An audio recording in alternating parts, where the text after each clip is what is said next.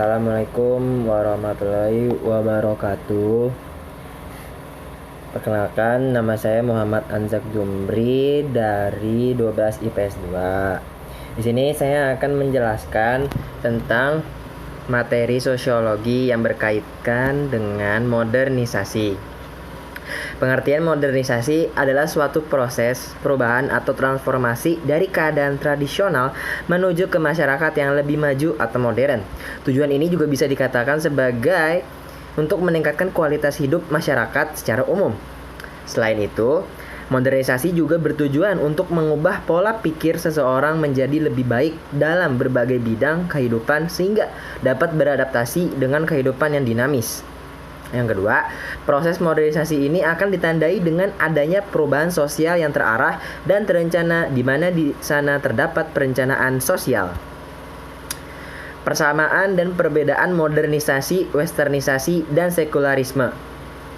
Kalau modernisasi tersendiri ada 2 poin. Yang pertama, menomorduakan atau mengesampingkan nilai-nilai agama.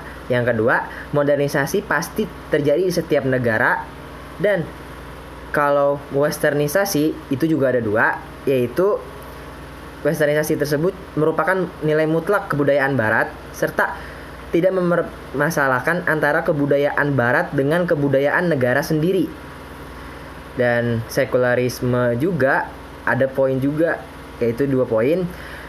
Ialah pandangan atau orientasi hanya terhadap keduniawian serta tidak terkait dengan nilai-nilai keagamaan. Dan kita beralih ke poin ketiga, bentuk perubahan modernisasi. Kalau yang kita bisa lihat ada 2 aspek, yaitu yang pertama aspek sosiodemografi, yaitu proses perubahan unsur sosial seperti tingkat pendapatan, pola perilaku masyarakat, dan psikologi masyarakat. Yang kedua, aspek struktur organisasi sosial, yaitu perubahan unsur-unsur dan norma-norma dalam masyarakat di mana hal tersebut dapat terjadi apabila manusia tersebut mengadakan interaksi atau hubungan dengan sesamanya. Yang berikutnya, ciri manusia modern.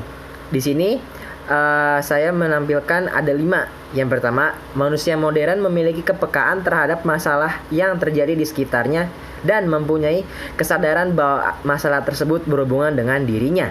Yang kedua, manusia modern selalu siap untuk menerima perubahan setelah ia menilai kekurangan yang dihadapinya saat itu. Yang ketiga, manusia modern senantiasa harus menyadari potensi yang ada pada dirinya dan yakin bahwa potensi tersebut akan dapat dikembangkan.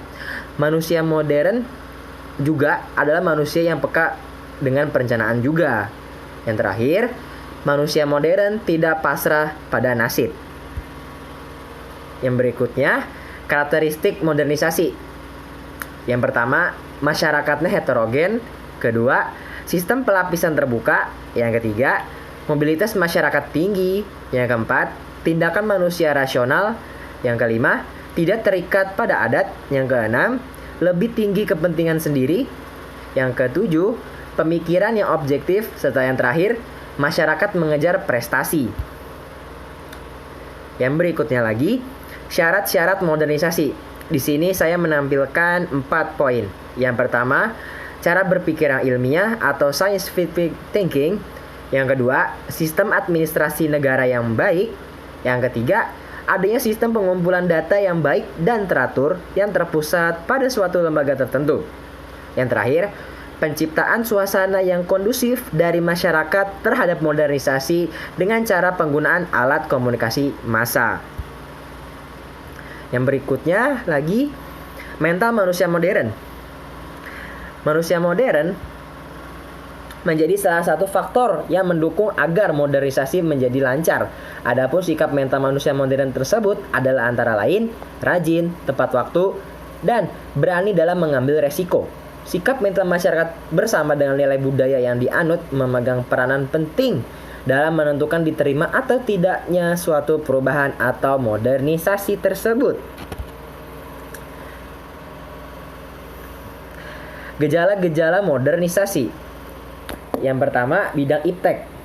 Gejala modernisasi pada bidang ini ditenggarai dengan terdapatnya pembaruan serta penemuan unsur-unsur ilmu pengetahuan dan teknologi yang terbilang baru. Bidang yang kedua, bidang ekonomi. Gejala modernisasi berikutnya pada bidang ekonomi adalah meningkatnya produksi sektor perekonomian serta efisiensi sumber daya alam. Bidang yang ketiga, bidang politik atau ideologi. Gejala modernisasi ini terjadi pada bidang politik dan ideologi, dan pada bidang ini juga mengalami gejala modernisasi diindikasikan dengan terdapatnya sistem perwakilan yang bersifat demokratis. Bidang yang terakhir atau bidang kepercayaan atau agama, gejala modernisasi bagian ini ada pada bidang keagamaan. Gejala pada bidang ini diindikasikan dengan adanya perkembangan rasionalitas atau nalar yang terintegrasi dengan ajaran agama yang dianut oleh umat beragama. Sekian penjelasan dari saya. Wassalamualaikum warahmatullahi wabarakatuh.